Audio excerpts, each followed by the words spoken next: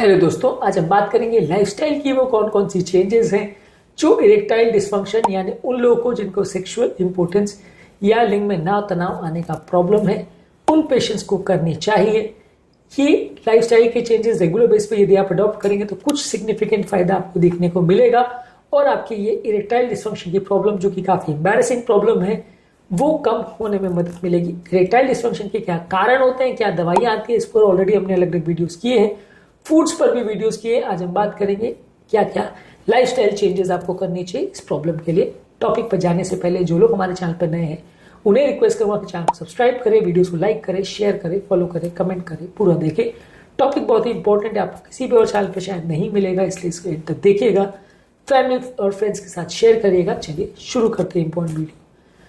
आज का टॉपिक है lifestyle changes for patients with erectile dysfunction. यदि किसी व्यक्ति को ईडी का प्रॉब्लम है तो एक हार्ट हेल्दी डाइट उसको लेने की आवश्यकता है जिसमें होल ग्रेन्स, फ्रूट्स, वेजिटेबल्स, लीन प्रोटीन्स, हेल्दी फैट्स को ज्यादा लीजिए। नमक और तेल की और शुगर वाली चीजें, ट्रांस फैट्स वाली चीजें, अनहेल्दी फैट्स, सैचुरेटेड फैट्स वाली चीजें मत लीजिए। मेडिटेरियन डाइट के साथ स्टडीज हुई है जो शो करती है कि मेडिटेरियन डाइट लेने से सेक्सुअल हेल्थ इंप्रूव होती है। मेडिटेरियन क्या डाइट होती है इसको ऑलरेडी हमने एक वीडियो में डिस्कस किया है जो कि आप मेरे इस चैनल पर भी देख सकते हैं और हाइपरटेंशन वाले चैनल पर भी देख सकते हैं। हाइपरटेंशन की डाइट होती है बेसिकली। इसके अलावा आपको हेल्दी बॉडी वेट मेंटेन करने की आवश्यकता है। हेल्दी बॉडी वेट मेंटेन करने से बॉडी का हार्मोनल बैलेंस, बॉडी का इन्फ्लेमेशन और हार्ट पर पड़ने वाला स्ट्रेन या दबाव इसको कम करने में मदद मिलती है।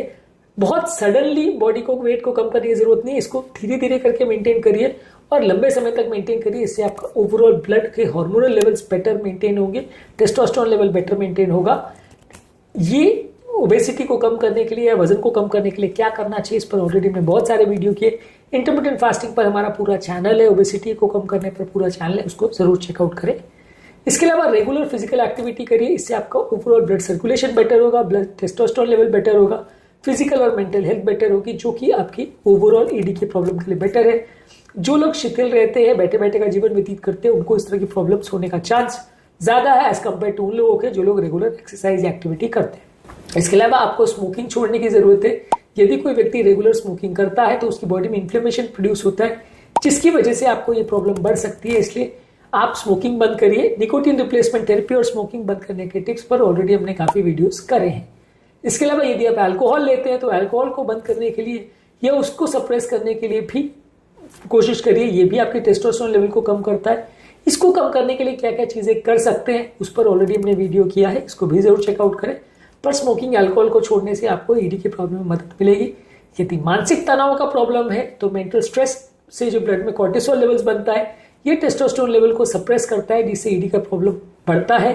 Mental relaxation technique, deep breathing exercise, yoga, pranayama, ये सारी चीजें करके आप अपने मानसिक तनाव को कम कर सकते हैं, अपने वर्क लाइफ बैलेंस को इंप्रूव कर सकते हैं।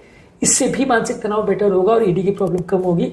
मेंटल स्ट्रेस को कम करने के लिए क्या क्या चीजें कर सकते हैं ये ऑलरेडी हमारे स्ट्रेस वाले चैनल पे हमने काफी वीडियोस किए हैं। इसके अलावा आप अपनी स्लीप की क्वालिटी इंप्रूव करिए। 7 से 9 घंटे की अच्छी क्वालिटी की नींद जरूरी है।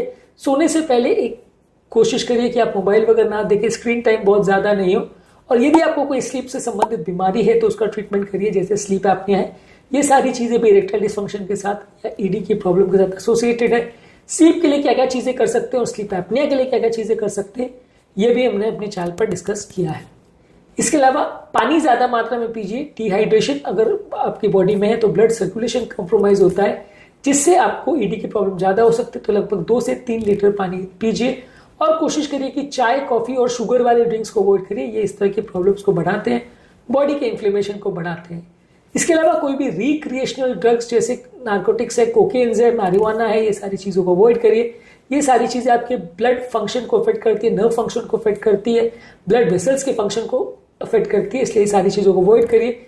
ये सारी चीजें ज्यादा या रेगुलर बेस पे करने से ज्यादा डेंजरस भी होती है और इरेक्टाइल डिस्फंक्शन की प्रॉब्लम ऐसे लोग को ज्यादा होती है, तो इस तरह के प्रॉब्लम्स को अवॉइड करिए।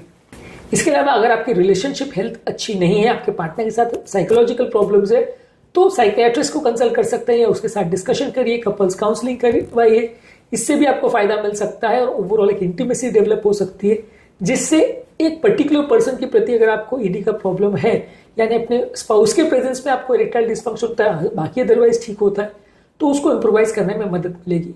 यदि आपको कोई क्रॉनिक बीमारियां हैं जैसे diabetes, hypertension, cholesterol level, metabolic syndrome, जो कि ईडी की प्रॉब्लम को खड़ा कर सकते हैं। तो इनको प्रॉपर्ली मैनेज करिए, शुगर, कोलेस्ट्रॉल और ब्लड प्रेशर लेवल्स को प्रॉपर्ली मैनेज करिए, इससे भी आपको फायदा मिलेगा और इससे जो ईडी का प्रॉब्लम बढ़ने के चांसेस है उसको कम करने में मदद मिलेगी। विटामिन डी की कमी से भी कई लोग को ईडी का प्रॉब्लम हो सकता है, इसलिए सनलाइट का एक्सपोजर होना जरूरी है। लगभग 10 से 30 मिनट डेली धूप में टाइम स्पेंड करिए। तो विटामिन डी के सप्लीमेंट्स भी ले सकते हैं। अगर बॉडी में विटामिन डी की कमी है तो ईडी का प्रॉब्लम ज्यादा होने का चांस है। इसके अलावा यदि आप पोर्नोग्राफिक कंटेंट देखते हैं, यानी ऐसी फिल्म्स या क्लिप्स देखते हैं जो सेक्सुअल एक्टिविटी को शो करती है, जिसे पॉर्न कहते हैं, अगर आप इसको ज्यादा देखते हैं तो इससे भी कई बार आपको इरेक्टाइल डिस्फंक्शन का प्रॉब्लम हो सकता है। इसको अवॉइड करिए। रियल लाइफ इंटीमेसी में ज्यादा टाइम स्पेंड करिए और उसको एंजॉय करने का प्रयास करिए। इसके अलावा अगर आपको कोई हार्मोनल प्रॉब्लम्स है, जैसे लो टेस्टोस्टेरोन लेवल का प्रॉब्लम है या थायराइड हार्मोन्स का प्रॉब्लम है, तो उसको चेक कराइए। कई बार उसकी प्रॉब्लम्स की वजह से भी ईडी का प्रॉब्लम हो सकता है। उसके लिए प्रॉपर टेस्ट कराने से भी आपको फायदा मिल सकता है। इसके अलावा रेगुलर मेडिकल हेल्थ चेकअप्स कराइए, जो कि अलग अलग तरह की बीमारियों को चेकअप करेंगे। BP, sugar, cholesterol, metabolic syndrome, इस तरह की अलग अलग जो बीमारियां हैं जो कई बार इरेक्टाइल डिस्फंक्शन की प्रॉब्लम को लेके आ सकती हैं, ये कई बार एसिम्प्टोमेटिक रहे और आपको पता भी ना चले, ऐसा हो सकता है। इसलिए इनकी आप जांच करते रहोगे तो आपको पता चलेगा और यदि ऐसी कोई प्रॉब्लम डायग्नोज होती है तो उसको ट्रीट करने से आपको फायदा भी मिल सकता है। वो बीमारी भी ठीक हो जाएगी और साथ में एसोसिएटेड ईडी का प्रॉब्लम भी ठीक हो जाएगा। तो यदि इस तरह का कोई प्रॉब्लम है तो उसकी जांच करना आवश्यक है। आज के टॉपिक में हमने बात करी कि कौन कौन से ऐसे लाइफस्टाइल चेंजेस है जो आपको रेगुलर बेस पे करने चाहिए यदि आपको इरेक्टाइल डिस्फंक्शन का प्रॉब्लम है। इसके अलावा अलग अलग वीडियोस में इरेक्टाइल डिस्फंक्शन के बाकी इश्यूज पर, उसके डाइट, एक्सरसाइज, ये सारी चीजों को हमने अलग अलग वीडियोस में डिस्कस किया है। इनको जरूर चेकआउट करें। टॉपिक एंड करने से पहले जो लोग हमारे चैनल पर नए हैं उन्हें रिक्वेस्ट करूंगा कि चैनल को सब्सक्राइब करें, वीडियोस को लाइक करें, शेयर करें, फॉलो करें, कमेंट करें, पूरा देखें।